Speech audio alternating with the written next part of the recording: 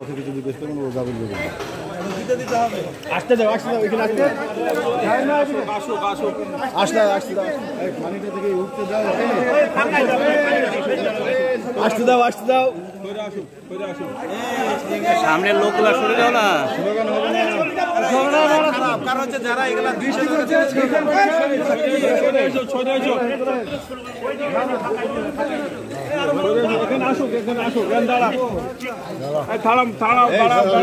এখানে চলে আসুন সামনে জলটা পার হতে দাও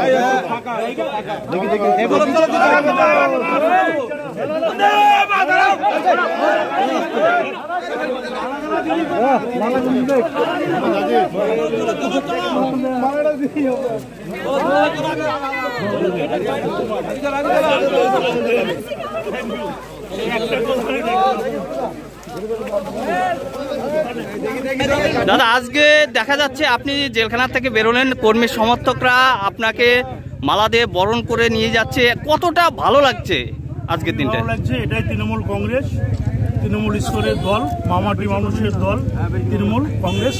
আপনার কর্মী সমর্থকদের কি বার্তা দেবেন?